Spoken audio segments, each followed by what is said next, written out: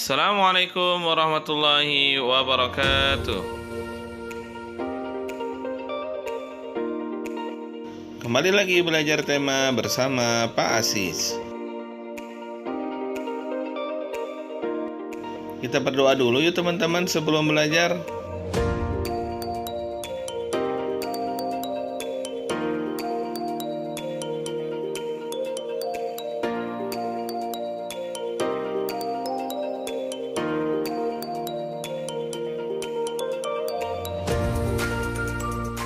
Pada pertemuan sebelumnya, kita telah membahas terkait dengan keragaman sosial budaya dan ciri-ciri iklan.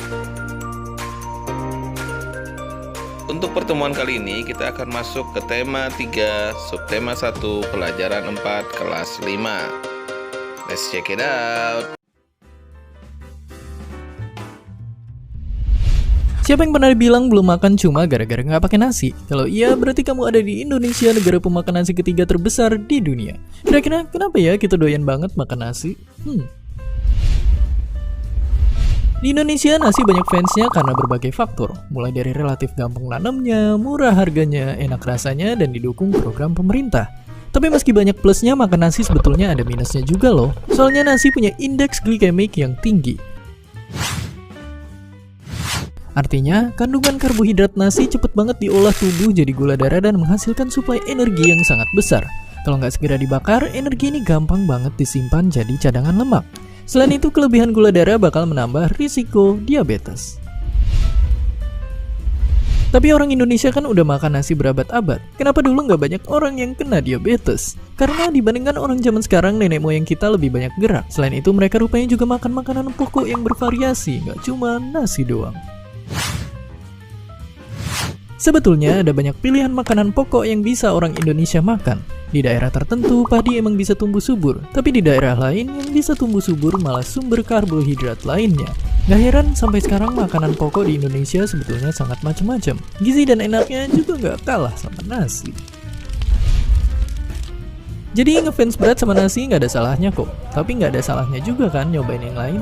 Dan seperti biasa, terima kasih.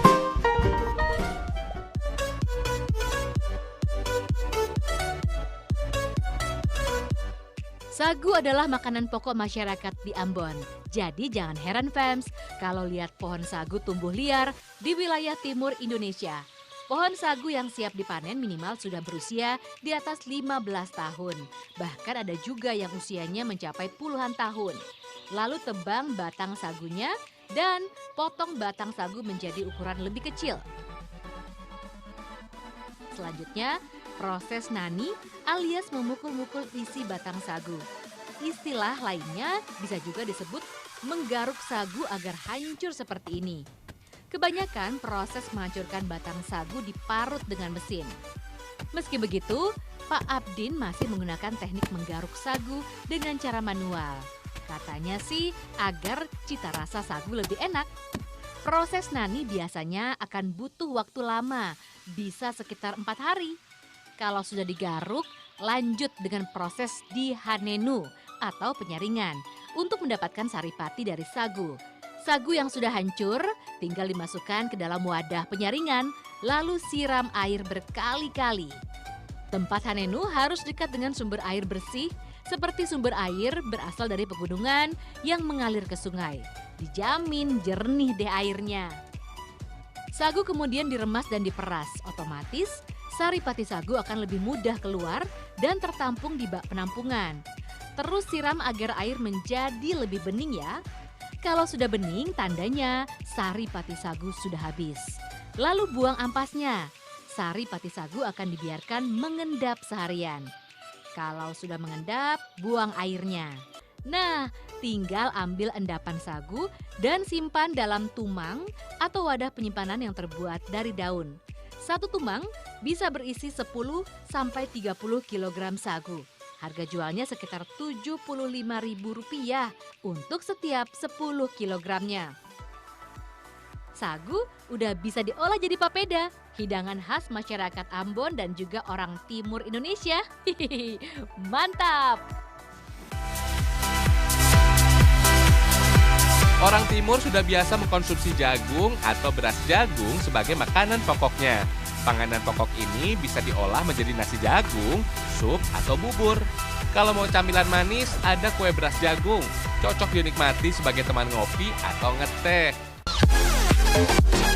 Bahannya sederhana kok, hanya beras jagung yang sudah ditumbuk, gula merah, dan santan. Aneka masakan dan kue Nusantara lekat sekali dengan penggunaan santan sebagai campurannya. Santan memiliki fungsi sebagai pengental kuah, memperkaya rasa, sampai menyedapkan masakan. Santan juga biasanya digunakan sebagai bahan pengganti susu. Maklum, nggak semua orang suka susu, bahkan ada orang yang alergi terhadap produk susu. Rasa sedap dan nikmat santan Fems berasal dari kandungan senyawa nonil metil keton di dalamnya. Meski mengandung minyak, santan tetap bisa menyatu dengan air karena memiliki zat pengemulsi alami tuh. Selanjutnya, masak beras jagung yang sudah dibersihkan bersama dengan santan. Kalau sudah matang, baru masukkan irisan gula merah. Aduk terus sampai gula merah larut deh. Terus, adonan kue beras jagung ini dikukus dalam wadah anyaman daun lontar berbentuk kerucut. Fems, proses membuat kue beras jagung hampir sama seperti menanak nasi. Proses pengukusan ini bisa membuat nasi jagung merekat dan matang sempurna. Memasak beras jagung butuh waktu lebih lama dibandingkan dengan membuat nasi dari beras putih. Sebabnya tekstur beras jagung lebih keras dari beras putih, Fems. Kue beras jagung ini memiliki cita rasa gurih, berasal dari santan dan manisnya gula merah. Pas banget nih jadi camilan sambil ngeteh atau berkumpul bersama keluarga. Meski dikategorikan sebagai camilan, kue beras jagung ini lumayan bikin kenyang loh, Fems. Tapi tetap ya, Fems, kalau orang Indonesia gak kenyang kalau belum makan nasi. Hihihi.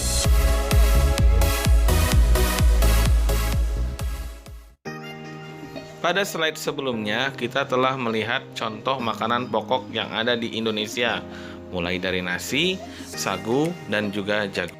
Tugasmu selanjutnya adalah membaca artikel tentang si putih pulen penghilang lapar yang ada di buku paketmu halaman 32. Kemudian, jawablah pertanyaan-pertanyaan sesuai dengan topik cerita yang telah kamu baca tadi pada halaman 34.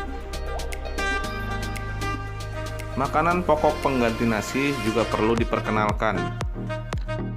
Adapun media untuk memperkenalkannya adalah melalui media iklan.